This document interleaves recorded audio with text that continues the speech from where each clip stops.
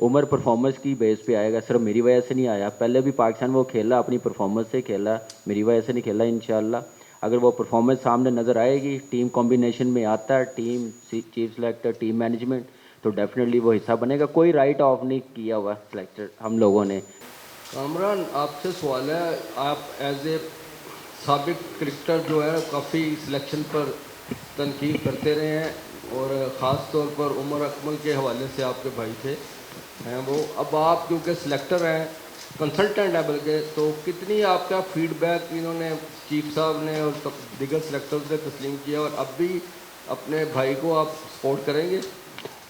देखिए यही बात करते हुए आ रहे थे कि बैकअप हमारा तैयार नहीं हो रहा था, और जहाँ तक चीफ सेलेक्टर ने और टीम मैनेजमेंट ने जो बात की है और एक पेज पे हैं, और इस पाकिस्तान के लिए जो हम लोग करना चाह रहे हैं, जो बात करते हुए आ रहे हैं, उसका आज आपने रिजल्ट देख लिया। वाइट बॉल क्रिकेट में आप ज़्यादा एक्सपेरिमेंट करते हैं, आप बैकअप तैयार करते हैं। तो मेरे ख्याल से एक स्टार्ट हुआ, पहली सिलेक्शन है वाइट बॉल क्रिकेट में। आपने देख लिया होगा जो डोमेस्टिक के परफॉर्मर है, सिर्फ एक टूर्नामेंट के नहीं, जो इससे पहले पीएसएल के हम लोग कहते हुए आ रहे थे, सिर्फ उसकी सिलेक्शन हो रही थी। अब डोमेस्टिक को भी हमें क्राइटेरिया बनाना पड़ेगा। जैसे साहिबजादा फरहान, पीएसएल में उसकी परफॉर्मेंस नहीं है, लेकिन उसने 3 फॉर्मेट में बड़ी ज़बरदस्त परफॉर्मेंस दी है, हसीबुल्लाह ने दी है, तो एक अच्छा साइन है। तो इंशाल्लाह हमें वैल्यू देनी पड़ेगी परफॉर्मर्स को, और वाइट बॉल में ये एक्सपेरिमेंट कर सकते हैं। और जहाँ तक उम्र की बात है, उमर परफॉर्मेंस की बेस पे आएगा, सिर्फ मेरी वजह से नहीं आया। पहले भी पाकिस्तान वो खेला अपनी परफॉर्मेंस से खेला, मेरी वजह से नहीं खेला। इंशाल्लाह अगर वो परफॉर्मेंस सामने नज़र आएगी, टीम कॉम्बिनेशन में आता है, team chief selector team management, तो डेफिनेटली वो हिस्सा बनेगा। कोई राइट ऑफ नहीं किया हुआ सेलेक्टर हम लोगों ने, चीफ ने। तो इंशाल्लाह आप नज़र आते रहेंगे और बैकअप ये मिलता रहेगा कि कोई इंजर्ड हो मेन इवेंट में, तो वो हमें प्रेशर ना आए। जैसे नसीम शाह का हमें वर्ल्ड कप में प्रेशर आए, हर किसी ने बात की है, तो उसका बैकअप होना बड़ा ज़रूरी है। और आप ऐसे ही क्या नाम है, चांस देंगे तो बैकअप तैयार होगा, कॉन्फिडेंस मिलेगा इंटरनेशनल क्रिकेट में। वहाँ भाई, हमने देखा है कि जो पाकिस्तान की T20 टीम थी उसमें बाबर और मोहम्मद रिजवान ओपनिंग करते आ रहे थे, साइम अयूब है और भी यंगस्टर आपने शामिल किए। तो कप्तान से भी ऑब्वियसली आपकी इस हवाले से डिस्कशन होगी, क्या उनके नंबर्स तब्दील होंगे, उसी कम्बिनेशन के साथ हम जाएंगे, या हम नए जो प्लेयर्स हैं उनको ऊपर खिलाने के लिए सोच रहे हैं? क्योंकि बहुत ज़्यादा मोहम्मद हफीज़ भी बात कर रहे थे कि हम एग्रेसिव क्रिकेट नहीं खेल रहे। देखिए, गोइंग फॉरवर्ड आपको कुछ ना कुछ एक्सपेरिमेंट्स बनेगा, जिस तरीके से आपको एक्सपेरिमेंट्स करने पड़ेंगे।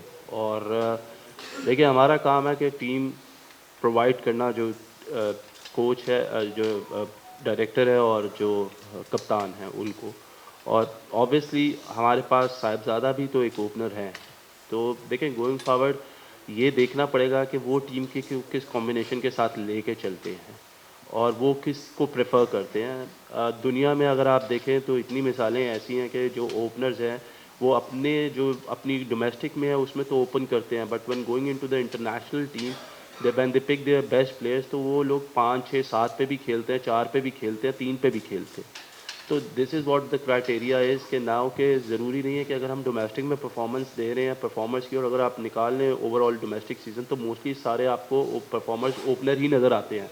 कोई आपको 3 नंबर के बाद हार्डली कोई परफॉर्मर ऐसा नज़र आ रहा होगा आज़म खान जैसा, जो कंटिन्यूसली या स्कोर कर रहा है या खेल रहा है। सो हम ट्रेविस हेड की एक मिसाल ले लेते हैं, हम मिचेल मार्श की एक ले लेते हैं, स्टोइनिस की एक मिसाल ले लेते हैं। इसी तरीके से हम लोग अगर इंग्लैंड की टीम में देखें तो लिविंगस्टन की एक मिसाल ले लेते हैं। इसी तरीके से फिल सॉल्ट भी नीचे खेले हैं। ये वो लड़के हैं जो ऑब्वियसली अपनी टीमों के लिए ओपन करते हैं, but when it comes to the international team तो उनको वो रोल्स दिए जाते हैं। तो अब हमें वो रोल्स जो हैं वो लड़कों को देने पड़ेंगे कि यार ये रोल्स आपके हैं, हम आपको इधर देख रहे हैं, आप में वो कैपेबिलिटी है, आप में वो कैपेसिटी है। तो अब लड़कों को हम मौका दे रहे हैं, अब होपफुली लड़के भी उस तरीके से रिस्पॉन्ड करें, ताकि वो उनके लिए भी चीज़ें आसान हो और हमारे लिए भी चीज़ें आसान हो।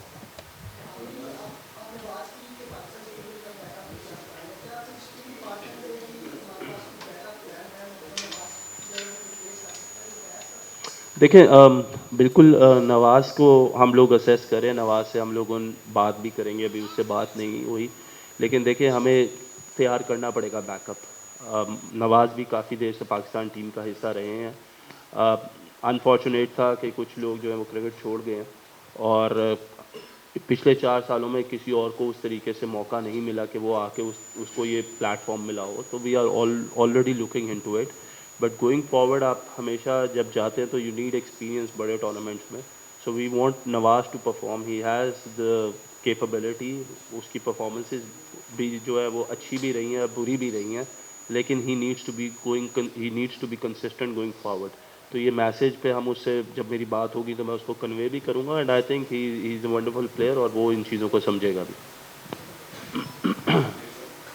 मेरा सवाल आप दोनों से ही है, मुहाम्मद है, आपसे पूछता हूँ कि अब टीम अनाउंस होगी, एक पेज पर है फाकिर राय से आपने टीम अनाउंस की, तो आप क्या होप कर रहे हैं कि टीम क्या रिजल्ट देगी? और कामरान आप भी बता दीजिए कि टीम से क्या तोड़फा देगा। आप जब भी टीम अनाउंस करते हैं तो आपकी पहली तवक्कुआत यही होती है कि वो इंशाल्लाह जीतेगी और पाकिस्तान को जो है वो कामयाबी हासिल होगी, और इसीलिए आप वो करते हैं ये सारा कुछ। तो मैंने जिस तरह कहा कि मुझे उम्मीद है कि T20 क्रिकेट, क्योंकि वाइट बॉल क्रिकेट में स्पेसिफिकली T20 क्रिकेट में हम लोगों ने हम लोगों ने मैचेस जीते हैं, सीरीज़ जीती है, हम लोगों ने बड़ी अच्छी अच्छी टीमों को हराया है। सो होपफुली इस सीरीज़ में भी जाते हुए, क्योंकि ऑब्वियसली कंडीशंस जो हैं वो अदर वे अराउंड है, लेकिन that is not an excuse, but going forward हमें वहाँ पे भी जीतना चाहिए। If you want to be a good team, if you want to be a consistent team, then you have to win everywhere in the world wherever you play. जी बिल्कुल ऐसे ही है, और परफॉर्मेंस लड़कों को मौका मिला और इसका पूरा फ़ायदा उठाए। अपॉर्चुनिटी मिल रही है नए प्लेयरों को भी, सीनियर प्लेयर्स के साथ वो खेलेंगे, अच्छी परफॉर्मेंस दें। देखिए ये जब जीतते हैं तो कॉन्फिडेंस आता है, प्लेयर्स बनते हैं और मौके मिल रहे हैं, और इस चीज़ का पूरा फ़ायदा उठाना चाहिए। एज ए टीम हम लोग सिलेक्शन कमेटी जो है, कोशिश यही है कि बेस्ट टीम बनाएं और जो जीते और अच्छी परफॉर्मेंस दिखाएं। जी और साहब, बड़ी अच्छी बात है, आपने यंगस्टर जो है वो इंट्रोड्यूस करवाए हैं, लेकिन बड़ी मेहरबानी, आप मोस्ट सीनियर हैं, बड़ा अच्छा लगा सुन के। वो सवाल कर लिए। जी जी। अच्छा, सवाल ये था कि आपने अच्छी कवरेज की इंट्रोड्यूस करवाए, लेकिन बात तो वही आती है कि सिलेक्शन कमेटी तो यही रह जाती है। अब वहाँ टीम मैनेजमेंट से भी कोई कोऑर्डिनेशन है कि वो इनको मौके भी दें? दूसरा ये कि सीनियर, अगर जाहिर सी बात है किसी सीनियर को ड्रॉप करेंगे, उसकी जगह कहेगा कि उससे भी कोई आपने कोई कोऑर्डिनेशन है सीनियर प्लेयर से? देखिए मैं आपको एक चीज़ बता दूं, अगर आप बाबर और रिजवान की बात कर रहे हैं, आप शादाब की बात कर रहे हैं, या हारिस रऊफ़ की बात कर रहे हैं, देखिए इन लोगों की बहुत परफॉर्मेंसेस हैं।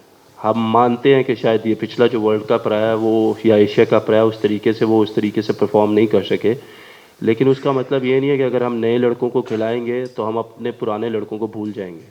आई थिंक जो उनकी परफॉर्मेंसेस रही हैं थ्रू आउट पिछले 3-4 साल में, वो पूरी दुनिया उसको मानती है और हमें भी उस चीज़ को एक्सेप्ट करना चाहिए।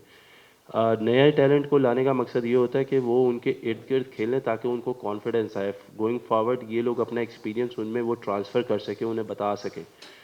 अगर कोई भी प्लेयर, अगर इस सीरीज़ में, क्योंकि जो हमारी कोऑर्डिनेशन है, अगर कोई भी प्लेयर ओपन करता है इस सीरीज़ में, अगर वो बाबर नहीं है, वो रिजवान नहीं है, जस्ट इन केस, और वो आके अच्छी परफॉर्मेंसेस देता है, तो ज़रूरी नहीं है कि वो he will grab that place. हमने देखें अक्सर क्या होता है पाकिस्तान में, ये होता है कि जब आप एक प्लेयर इतना कंसिस्टेंट परफॉर्म कर रहा होता है और वो किसी बीमारी की वजह से या फिटनेस की वजह से वो वाहिद मैच नहीं खेल पाता और उसकी जगह कोई और नया आता है और वो स्कोर करता है, तो हम उसको प्रेफर करते हैं। बेसिकली होना, मेरे नज़दीक होना ये चाहिए कि जो कंसिस्टेंट परफॉर्मर, उसी को वो जगह वापस मिलनी चाहिए। इसकी एक एग्जांपल हमने ऑस्ट्रेलिया में देखी कि मिचेल मार्श ने 100 किया, लेकिन जब ट्रेविस हेड उनके मेन प्लेयर जो ओपन कर रहे थे, उनके प्लान का हिस्सा थे, जब वो वापस आए ऑस्ट्रेलिया से फिट होकर, जो वो पहला मैच खेला तो वो एज एन ओपनर ही खेले, मिचेल मार्श को जगह छोड़नी पड़ी। So I believe in that kind of a culture कि जिधर एक प्लेयर ने इतना ज़्यादा परफॉर्म किया हुआ, उस पर आपने इतना ज़्यादा इन्वेस्ट किया हुआ, तो 1 या 2 इनिंग्स की वजह से उसको टीम से बाहर नहीं निकालना चाहिए, ना उसकी जगह जानी चाहिए।